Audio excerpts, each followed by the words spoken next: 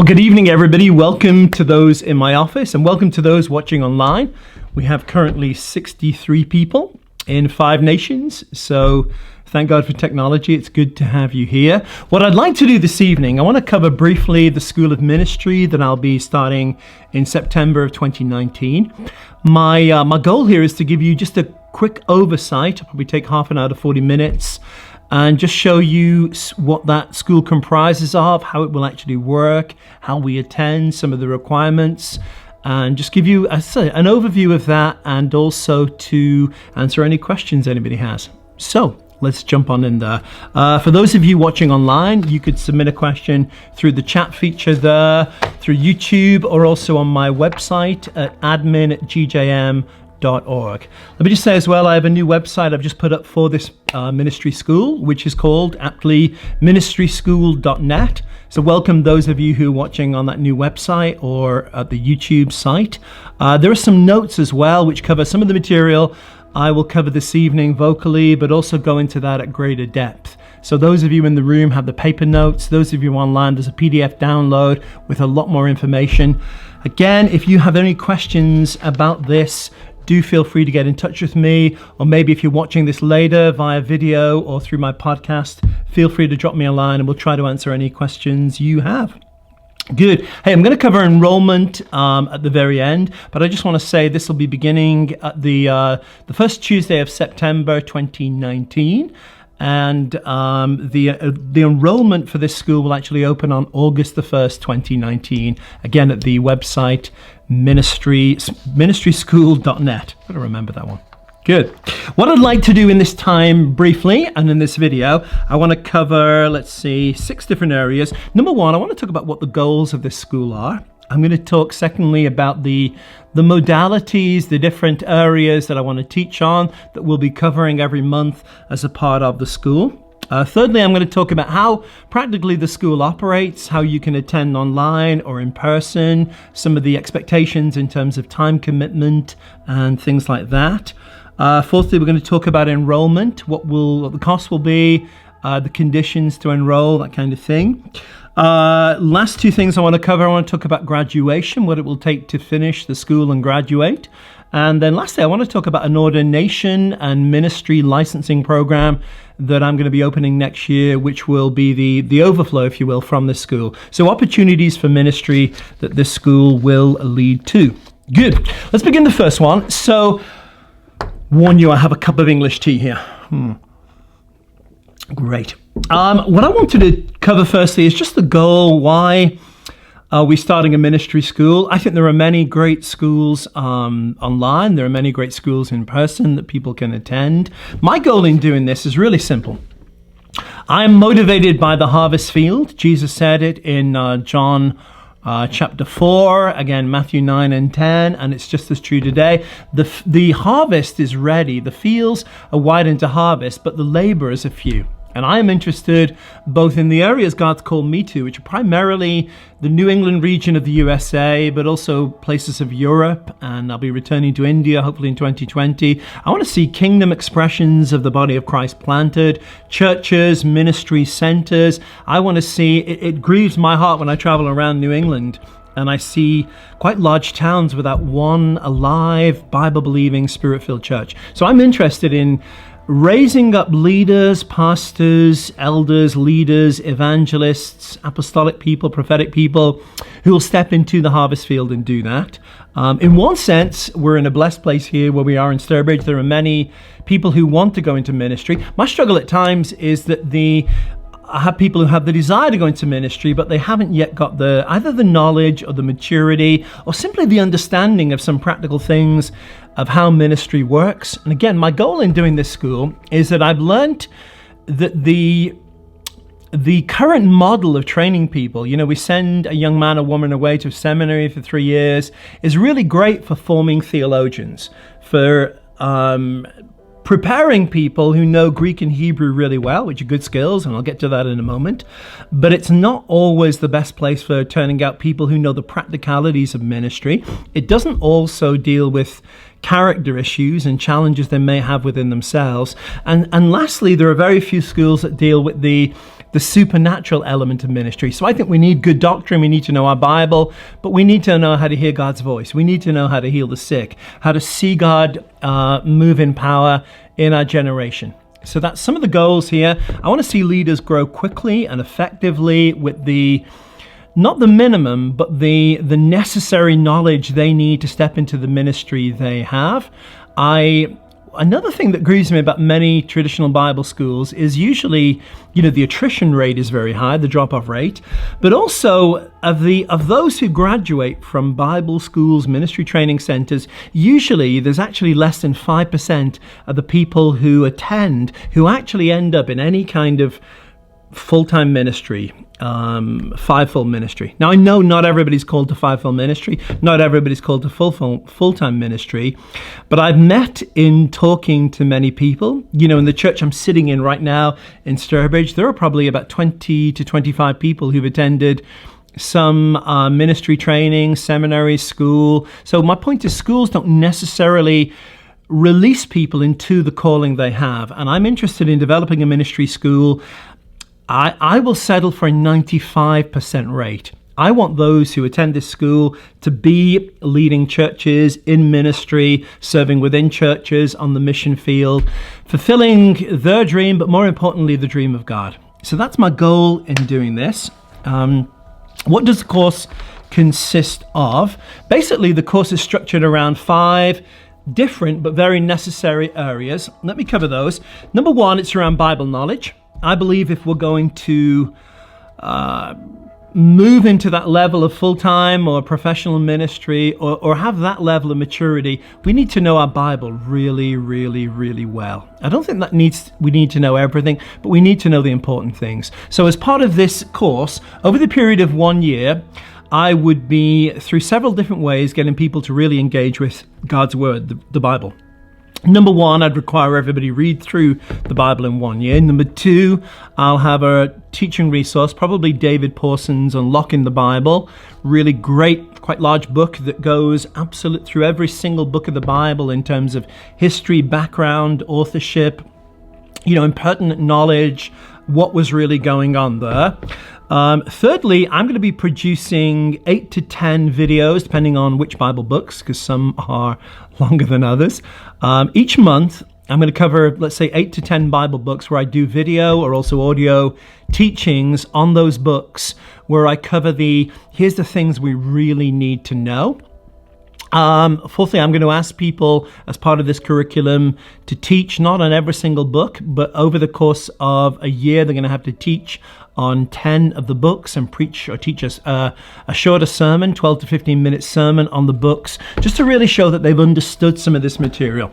I think if we're going to be in the level of ministry that this course is aimed at producing, we want people to be at that level where somebody can say, hey, tell me about the book of Nehemiah. And you can say when it happened, who were the players, what was going on, what was God saying and doing at the time, what's God saying and doing to us through that book? Where is Jesus in that book? Where are the examples to follow? Where are the examples not to follow? Most, especially Old Testament books, have both. So I want to have people who are mature in their knowledge of the Word, who can rightly divide the Word of truth. We're also going to cover, as part of that, some Greek and Hebrew, understanding Bible translations and codexes, the history of the Bible, and also do a study on the rules of biblical interpretation, hermeneutics, and exegesis. So, Bible knowledge, number 1. The second module we're going to cover, I'll explain a little later how we're going to touch on some of these every month. But every month we're going to do a study called Ministry Skills. And if you look at the notes I haven't counted them, but probably a good 30 different ministry skills that I believe it's really important everybody in leadership grasp. These are going to include things like teaching and preaching, church history, leadership, project development, faith and finance for ministry, ecclesiology, eschatology, soteriology, all the ologies, pneumology, understanding just legal structures, reading a non-profit, legally, fulfilling IRS or inland revenue, wherever you happen to live, exigences, we'd say in France, requirements, church planting, missions, itinerant ministry, worship, ministry values, pastoral ministry, women in ministry. We're for it, not against it. Developing others, counseling, church discipline, conflict resolution. I'll let you look at the list, but lots of different things, sir. What I'm going to do every month, again, is choose about 10 of these, probably 8 to 10, and do a video teaching that people can watch or listen to the audio on their own time, and just cover what I believe the Bible teaches, just some practical things from my own experience as well. I want people to have a good grasp of these things, and then we're going to have a discussion time where we make sure everybody's really understood these things and how to apply them in ministry, because the application of ministry is just as important as understanding these things. Again, as part of that school, I am going to the measure I can, with those who are nearby, involve people in some of these areas of the churches I'm leading, so they get practical, hands-on experience, internship experience of these ministry skills that we're talking about. Good. The third pillar, if you will, the school is based on, is development of our character, really just personal development. I am absolutely convinced that we need people who know God's word and who understand ministry and who can move in the Holy Ghost. Amen. And yet we need people who are strong in their character, who are stable. I see, it's a sad thing to say, but literally the suicide rate amongst pastors is dreadful. The amount of people, the people leaving ministry rather than coming in is on about a 4-to-1 ratio in the United States anyway. And I believe if we don't, sometimes people try to hide in ministry from real world. You know, it's an old joke. I used to have a job and now I'm in the ministry. No, in the ministry, you get double duty. And ministry doesn't solve people's problems. It actually amplifies them. So somebody coming to ministry, for instance, with a need to be seen, a need to hold the microphone, a need for people to look up to them, whatever, ministry is going to feed that character fault for a while until the person comes crashing down. So I want, as part of this course, what I'm going to do is, at the beginning, work with everybody, have everybody fill in some good, interesting, wise, spirit-filled questionnaires, and just help everybody to try and identify the areas in which they need to grow. We're going to really work with everybody in identifying 3 different areas. Number 1, things that are not that important, but maybe they want to work on in their lives, but that are more personal in nature and that are not, they're not a bar from ministry. Area 2, we're going to talk about things that actually really could be a problem. Things that might not disqualify somebody from ministry, but if they don't deal with these things, they could grow over time and become, a stumbling block or something that might disqualify. And thirdly, we're going to help people identify things that actually literally would disqualify people from ministry. There are all sins are terrible and wrong and separate us from God, but all sins don't have the same consequences. It's one thing if, like me, you're struggling, let's say, with your weight and exercise, whatever. That's not a strength, that's a weakness. I own that, I'm trying to work on that, but I don't think that's a disqualifying thing. If somebody is, serious drug use, adultery, certain sins, whatever, literally, I would not ordain them. I would not say they never could move into ministry, but rather they'd have to work through some things there. So we're interested in bringing people to a healthy place. As part of that third area, we're going to cover things like conquering rejection. I think rejection is a really massive thing in ministry, and that it is important we move past those things. People who are suffering from rejection in ministry, they're like a train wreck. They're always looking for the praise and the approbation of people, and they're going to see every leadership decision through that prism of, will people love me? And that's it. We need to be free from that. We're going to talk about self-confidence in God, our identity in Christ, overcoming insecurity, building personal awareness and self-knowledge, building strong relational skills, conflict resolution, identifying false beliefs and scripts that we've embedded about ourselves. We're going to talk about building a strong personal life, personal holiness, victory over sin, developing healthy boundaries in terms of time, our own walk with God. I think what often happens in ministry, and this has happened to me, more than once. There are seasons at times we're in ministry, we give out, and after a while it's like we hit a deficit, we hit like a sinkhole within our own life because we've so built a lifestyle around ministering to the needs of others and not ministering to ourselves. Really, in ministry, I don't want to do a teaching now, but we have 3 calls. We're called to minister to God, minister to ourselves, and minister to others. And the danger in ministry is we fall off ministering to God, ministering to ourselves, only minister to others, and then again we make shipwreck of our faith, as Paul wrote in 1 Timothy, I believe it is.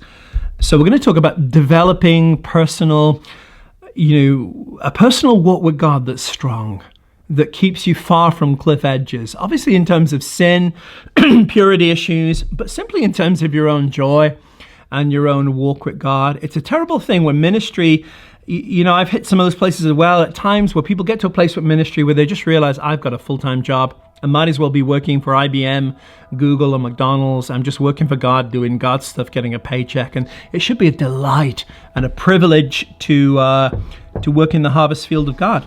Good. Excuse me. Okay, 2 more areas that we'll be covering over the course of a year. The 4th area is we want to work with everybody and help them establish a written roadmap for their life and where they're going in terms of their calling and their future. The building I'm seated in today, probably about 38 years ago, some folks meeting in a home church had a dream of having a building they could meet in to worship God. It's a wonderful dream. I bet they prayed and prophesied. But here's my point. The time came when the dream actually had to turn into a blueprint, into a plan. And I'm sitting in a building today because somebody turned the vague into the defined. Somebody turned the assumed into the precise. And I, as part of this ministry school, I want to take people who say, I've got a calling and God's going to use me one day. I'm going to do something, and actually help them define what that is. To the measure possible, I'm going to help connect people with others who are further along the pathway of ministry than themselves, who can help and mentor and suggest. I'm going to connect them with resources. Not everybody's called to do the same thing. So the training we need to receive, the resources we need to engage with are different for every one of us. So my goal in that area, excuse me, edit this out of the video, will be to actually have, not simply at the end, but as an ongoing part of that course, that written roadmap that we can actually evaluate and also bake in some accountability over, so we really can help move people forward. Good. It's an important piece. And lastly, the last pillar around which this ministry school is designed is I'm going to ask everybody to be involved in forming or leading some form of discipleship group. Again, let me explain what I mean by that. What I mean is I want this ministry school not to simply be a place where we are receiving teaching that will one day going to give away and use in the future. I want this to be a context in which every student are themselves opening, let's say, a small group, a home group, a discipleship group, an evangelism group, a place where they're learning to preach, learning to teach, learning to bring people in, to evangelize, to advertise, to market, to bring those in, and learning the skill sets required to make disciples. Because really every ministry, at whatever level, it all comes down to making disciples who make disciples. Yeah. So I will work with everybody. I'll give a grace period for that where I'll let people find a good idea. Maybe I know some of you in the room right now are currently leading a small group, and that would qualify. Or this could be a discipleship group in your workplace, or something in your community. It could even be something online, but I want everybody to actually be doing some of the ministry as we go on, and then we're going to use that to engage with and teach out of. Good. So there's more information on these things in the notes. Let me carry on here, shift gear, and talk about just how the school will actually operate. Again, if you have questions on that, I know I can't cover everything here. I've designed the school in such a way, pause for a cup of tea, design the school in such a way that you can actually follow the whole course of the school in person. You can basically engage in every single thing we do by coming here in Massachusetts, or you can follow the whole course online, or choose to attend some pieces and follow the rest online or through video and audio at your own pace, at your own time. So there's a great deal of flexibility around these things. I think probably the best scenario would be that somebody comes and actually engages in person in these things. But thank God for technology. We can do a great deal these days through technology. Just make this light here. So I will be flexible in the way that we do this. If you're living in another country, we have some folks from Ireland and the UK, somebody from Africa even watching. Hi there. So you could follow this absolutely online. You wouldn't need an amazing internet connection. But it will require some time engagement. What will that be in terms of time? I think in terms of time, I'm going to run this school from September 2019 through June of 2020. So that will be the first year we run this. We're going to take a break in July and August of 2020 and start again in September of 2020. So in a way, this first course, the commitment would be to commit for 1 year. In terms of time per month, I think this would require a minimum time commitment, I want to say 3 to 4 hours. And I'm really suggesting, and I more would wish people to make a kind of time commitment that would look like 6 to 8 hours per month. But I think if somebody wants to do this at that 3 to 4 hour per month commitment, this will work. And they can catch up. They can maybe do some more work over the summer, or take longer to graduate and finish the school that we're doing there. So it will take about a 3 to 4 hour commitment as a minimum every month. Let me just cover some of the areas. There's basically 8 different expressions of the school, places and things that people will engage with. I'll cover those briefly. Number 1, the first Tuesday of every month. So we'll be starting the school, just pull up the date, on Tuesday, September the 3rd. So every first Tuesday of each month at about 6:30 in the evening, we'll be gathering here in Sturbridge, and I will also be live streaming that online with the ability for those watching online to interact as well.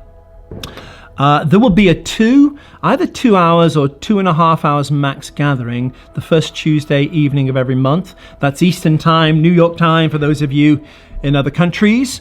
Again, if you're not able to make those meetings in person, you can follow those online, or also just download the video and the audio later. You wouldn't be able to interact later, but those will be recorded there. The goal of those sessions, I actually won't be teaching. I don't really want to be doing most of the talk in those sessions. The goal of those sessions is that we will have done some teaching via video modules. I'll get to that in a moment, earlier in the month. And then we'll be coming together, and I will be really doing 3 things. I will be asking some questions and creating some discussion within the group. I want to really be sure that people have thought and engaged, and I want to get people's hearts and minds engaged with the subject rather than listening passively to me teach. We'll do that via videos, okay? So I want to get people together to talk and think and discuss. Secondly, we're going to talk every month about some areas of character development. We're not going to pick on anybody individually when we do that, but we're going to talk about things like overcoming insecurity, rejection, building a strong personal life, those kind of things, and talk and discuss and pull on how we conquer some problems and work as a group in terms of supporting each other there. Thirdly, what I'm going to do every month is pick on several people and ask them to do a brief teaching or to cover some of the things they've been engaged with that month. And then others in the group, in a friendly, positive way, are going to give you some feedback based on a particular criteria. So you're going to have a monthly gathering once a month. That's the first part. Secondly, I'm going to encourage everybody as part of this school to connect in a small group format. Now that could be gathering, I'm going to say, have a group where there's either 3 to 4 people. Once it gets much bigger than that, it's very hard to have a discussion where you speak more than several times.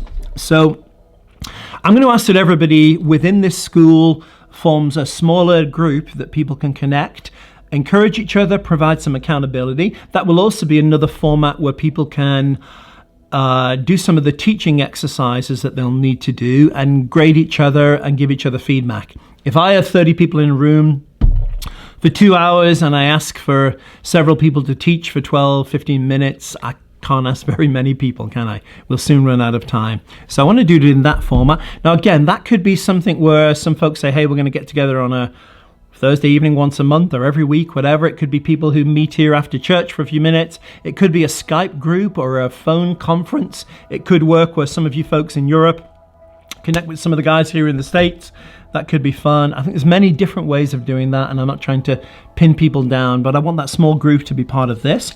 The third way the school will operate is through video and audio modules with PDF download notes. So every month I'll be producing between 8 and 10 shorter videos. These are, like, again, 10 to 12 minutes each. Shorter videos that I'll also make the audio available, and some notes, my own teaching notes there, that I want people to watch and engage with and make their own notes, what they agree, what they struggle with, what they disagree. I want them to engage with these things so that they sink down into their hearts. Next, we have some reading material. So over the course of 1 year, I'm going to ask people to read, I'll have a reading list of about 15 books. Now, I know some people are not great readers and some are voracious readers. Some of these books you'll be able to get the audio book and download, but I want us to engage with some of the best material out there. You know, when somebody writes a book, they often dispense about 50 years of life and ministry into 300 or 400 pages, and it's a great thing to draw from the resource that God's put in some of the best teachers in the world. So reading will be part of that. Next, there will be some written coursework and assessment. Again, there are only really two written aspects to this course. One will be that roadmap that people will be working on. That won't be writing thousands of words, but rather writing, brainstorming ideas and interacting and moving those forward. But every month, with each of the video and audio teachings that we do, also with all of the books that we're reading, that's maybe prophetic, the books that we're reading and some of the discussions we have, I'll be asking everybody to write just a simple one-page summary of these things where they write down their thoughts. Here's, what they understood, what they agreed with, what they disagreed with. Here's the summation of those things. So they both end up with their own notes, but we can also measure to some degree how much people are actually engaging with them. We don't simply want people to listen to, videos or audios and tick a box and say, yeah, I've listened to that one. We want people to understand so that they can teach and give it out to others. Good. 3 more ways in which the school will operate. Again, check out the notes concerning this. The discipleship group I've already mentioned. So I'll be asking everybody once a month to be involved in leading or co-leading with another student a discipleship group in which we're endeavoring to teach others and make disciples ourselves. Again, I've already covered that, but that will be a good place for people to develop their own preaching skills, evangelism, promotion, event hosting. There are skills we can learn that are really pertinent to the ministries God will call us to later. Good. 2 more things there as well. So I will be opening an online, or I might use WhatsApp to do a discussion group for this school so that the students can connect with each other at any time they wish.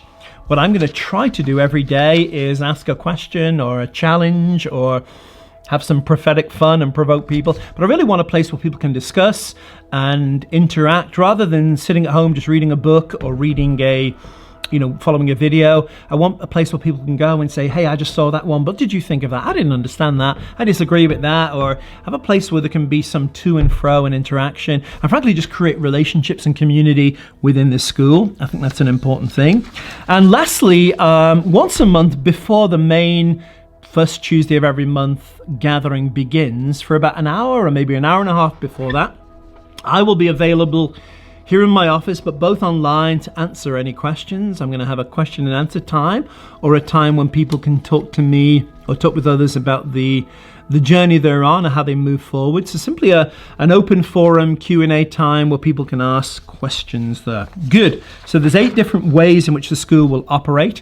Again, and all of these can be done à distance, we say in French, far away in a correspondence way in another country. The monthly gathering, a small group, video modules or audios, reading books, written coursework, the discipleship group, an online discussion group, and the monthly mentoring and Q&A.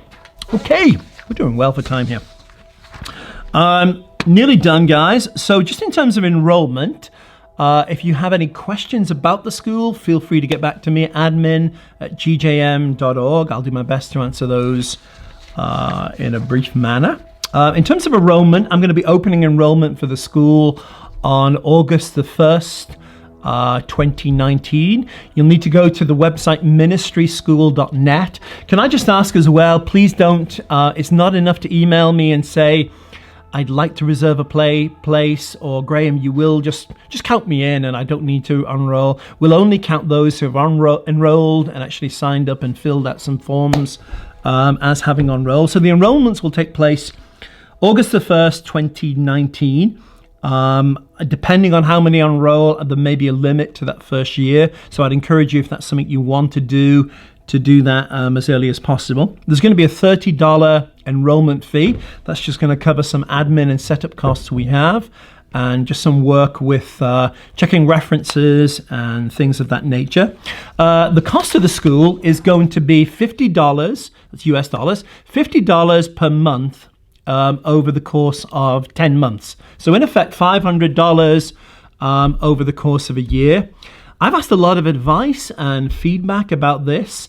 I've found, to be honest, that most similar courses like this, people are charging between $3,000 and $5,000, and that's great. So what I've done is tried to literally said, we're going to do this for a tithe of that highest figure. So I think $500 over the course of a year, or $50 per month, is really reasonable. You know, if somebody's watching this and you're literally not able to pay and you're struggling, I'm open to talking that over with you and helping you. But I've actually learned we value what we pay for. If I simply do something free, I found that people won't actually receive that much themselves from it. So I think that's the right thing there. Again, that will be payable in advance. You know, I don't want to be chasing people for that, so we'll just set up an automatic payment thing with PayPal. Good. Just some other quick conditions I want to cover there as well. We're going to require that everybody attends a local church, a Bible-believing, Spirit-filled church. If somebody's watching this and you're not part of a church and you want to enroll in the ministry school, what I would say is contact us. We'll talk with you. We will be open to finding out why you're not part of a church. Maybe you can't find a church, you've just moved to a new area. We want to be gracious in the way we implement that. But we are believers in the local church, and that'll be part of what we're teaching here. So I'd want there to be a really good reason somebody's not in a local church, okay? We'd want, again, people to be serving, committed, tithing, just the normal church membership pieces. Just in terms of conduct and values, again, we'll have a statement of faith online and some doctrinal places we're not asking people to go outside of in terms of the main, orthodox beliefs of the church. It's also important that everybody come to this with a heart to learn, a heart to understand. This is actually not a place to come and teach. It's a place to come and learn. And it will be important in the discussion groups that people don't try to teach things they've never proved, or they've never actually walked in, to teach from a place of aspiration rather than experience. We want everybody to have a good attitude and to avoid strife and dissension. We're also going to ask for a commitment to personal holiness and purity, and I mean particularly sexual purity. We believe marriage is one man, one woman for life. And again, if people are struggling in that area, there's a place we can help them as part of this course. But we want people to take our walk before God seriously in that way. And also punctuality. I'm simply going to ask that those attending an event let us know in advance, and if we're counting on you being there, you let us know at least a day in advance if you can't be there. There'll be some grace periods for times, people simply can't make it or on vacation. We're not going to be strict in that way and throw somebody off if they don't attend an event, but we want people to take this seriously. I think that's the main point in what I'm doing here. Good. 2 more main areas I want to cover here, and then we'll close and do some questions if anybody has them. So in terms of graduation, the way I've designed the school is that you do not have to. I'm going to run the school for 10 months of each year, but if you want to take 2 years to complete all the material, or 3 years, or 100 years should Jesus tarry, that's okay. I've tried to set the school up in such a way that if somebody wants to put in, 8, 10, 12 hours a week and engage with this well, they're going to move forward really, really quickly.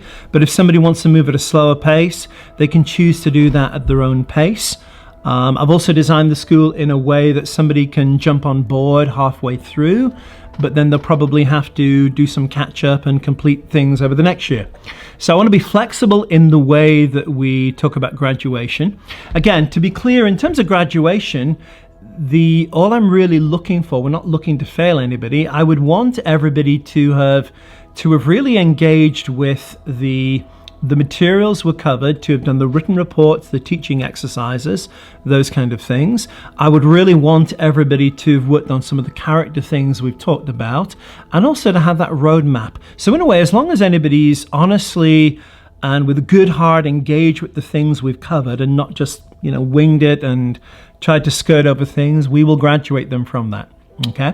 Let me just talk lastly in terms of ordination as well. What I'm going to be doing in the summer of 2020 is starting a ministry ordination program for those who've graduated from the school and wish to move forward to that. So the school is not necessarily about being ordained and moving into ministry, but it will be a context that helps that. In fact, I will ordain anybody who goes through this material and will graduate, so we can help you get into ministry. Again, I want to be clear what I mean by ordination. We're not saying, I don't think we get to choose. My point is men and women don't get to choose who's an apostle, prophet, evangelist, pastor, teacher. Jesus chooses that. In one sense, I don't believe we really ordain people. I think we recognize heaven's ordination on a man or a woman. But what I will do is be willing to publicly lay hands on people and declare them as a minister of the gospel, who has faithfully proved that they've studied and shown themselves a workman that needs not to be ashamed, that they're ready for that level of ministry. Okay. Now, in terms of the ordination licensing program as well, I think for some people that will simply mean that they are a much more able member of a church who can serve as teachers, elders in that kind of capacity. I think this will also be, in terms of the churches that I'm involved leading here in New England, I'm going to be creating a ministry pool, a team of people, and I'm going to give them preference in terms of the ministry that's done within the local church. So I want to actually be identifying who are the people with a gifting for teaching, for preaching, for pastoral work, for those things. I think, again, as a outworking of that ordination program, I'll be willing to release people into itinerant ministry.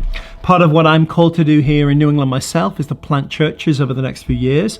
So I am, quite frankly, I'm doing this course quite selfishly. I want to raise up church planters, and I'm looking to work with people. If you're interested in planting a church, I'm interested in working with you. But I want to know those who labor amongst us. I want to know that if I'm going to work on planting a church with somebody, we've found out and we've worked and we've dealt with some of those surprises about their character that they're not surprises, that we work knowing what we're working with. So I'm open to work with people in terms of planting churches here, foreign missions, and also I hope and pray by the will of God, by the providence of God in 2019, to open a more full-time residential ministry school here in Mass. And again, I'd actually hoping to be bringing some of the people who'd completed this ministry school over this first year in this beta format, if you will, and have them teaching in the second year. So again, just some thoughts in terms of ordination. Yeah. Good. Well, I think I've got through nearly everything there. I'm going to edit this video a little and cut out some of the chit chat with you guys. No, you're great. Thank you so much again for watching this. Again, let me repeat, I have a website, ministryschool.net. That is open right now, and there'll be more details over the course of the month of July. Enrollment starts August the 1st, 2019. If you have any questions, just contact me, admin@gjm.org. Brilliant. Guys, thank you so much for watching. It's been a blessing having you here. Blessings, especially in all you folks there in other countries, in Africa, my brother, and my friends in Europe. You should be in bed right now. It's quite late. My family's actually in France, so 6 hours ahead there. And thank you guys for attending here. Hey, I'm going to open that in a moment for some Q&A, but I want to edit just some parts of this for the video. So thank you again for watching, and bless you guys.